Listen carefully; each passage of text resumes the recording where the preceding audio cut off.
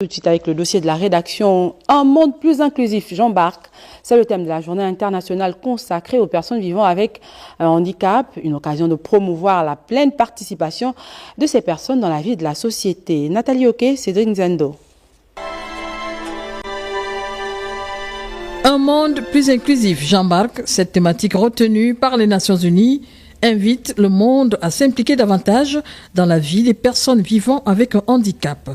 Le thème de cette année qui est un monde plus inclusif, j'embarque, c'est-à-dire qu'on s'engage à promouvoir le leadership de ces personnes, on s'engage à mettre en avant ces personnes qui, encore une fois, souffrent de stigmatisation. Vous avez dans certaines administrations des passages qui ne sont pas accessibles aux personnes handicapées. Or, dans d'autres pays, les routes sont aménagées pour permettre aux personnes en situation de handicap de circuler. Je parle des handicaps moteurs. Stowell Ngema, étudiant en Master 2, communication, vit avec son handicap depuis des années. Une intégration pas toujours facile au sein de l'université Omar Bongo. L'opération que j'ai eu à subir en 2018, qui était due à un cancer osseux, mes amis automatiquement après l'opération m'ont soutenu. La thématique invite de ce fait une implication totale de la société. Ça peut arriver à tout le monde, mais ils doivent d'abord accepter leur situation. Et les familles aussi, ne faites pas ressentir à ces personnes-là qu'il y a quelque chose qui a changé. Ayez toujours le même regard, traitez-les toujours de la même manière. Mais si vous commencez à les stigmatiser, les marginaliser, ils vont se renfermer. Et lorsqu'ils vont se renfermer, ils vont entrer dans la solitude. C'est cette solitude-là qui fait en sorte souvent que beaucoup dépriment. Et lorsqu'ils dépriment, malheureusement, ça conduit au pire. À retenir, la journée internationale des personnes vivant avec un handicap implique de bâtir un monde respectueux de la diversité et des droits fondamentaux de chacun sans exclusion. Autisme, problèmes de surdité, de voyance, déficience intellectuelle, les handicaps sont nombreux, les plus visibles et les mieux connus par la population restent les personnes vivant avec un handicap moteur. Leur vie en société, dans leur environnement média, est un véritable casse-tête journalier. Frédéric Nonsipagna, Richard Mobiwa. Sourire devant la caméra malgré la complexité du quotidien. Quand on est face à une situation, nous devons d'abord commencer par accepter la condition dans laquelle nous vivons. Par exemple, la condition physique. Je suis handicapée, mais ce n'est pas une fin en soi. Malgré mon handicap, je relève les défis, comme les valides. Donc, l'handicapé n'est pas une fatalité. Nous devons d'abord commencer par accepter notre condition physique. S'accepter et s'adapter jusqu'à l'obtention de son diplôme de secrétariat bureautique.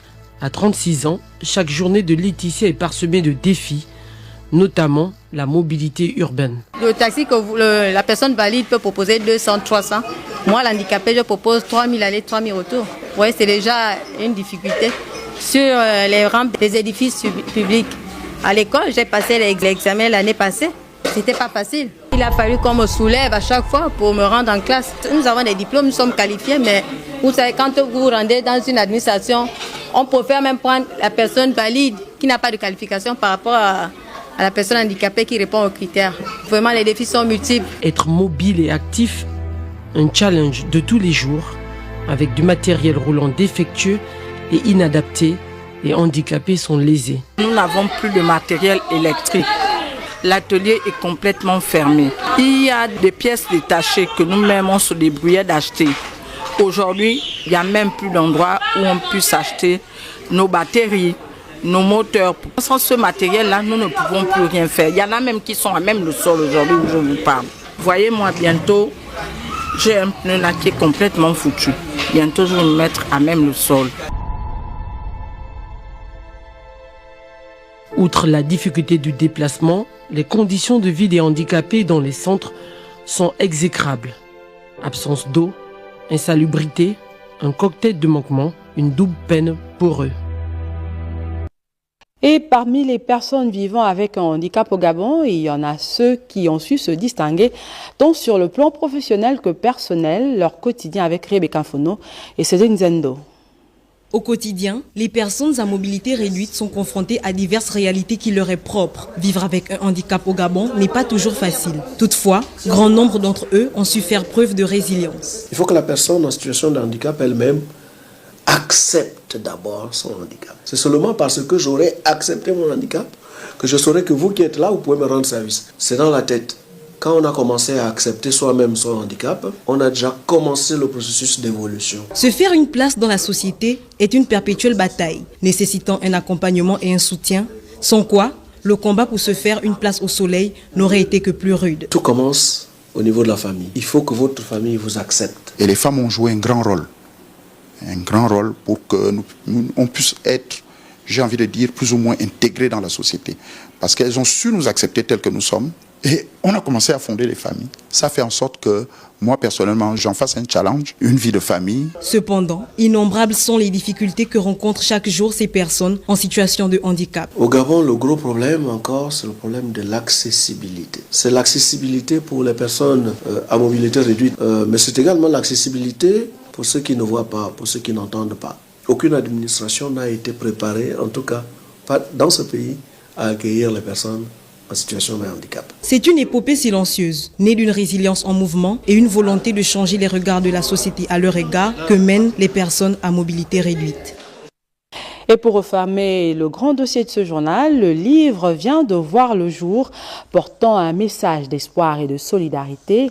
Découvrons ensemble Tata Nzambe Ivanka Vonza Tatati de Naboul Nakombil et le plaidoyer des artistes handicapés qui contribuent à changer le regard de la société sur le handicap. Rythme Mignolet Sanzo, Guy Franklin Mangenga.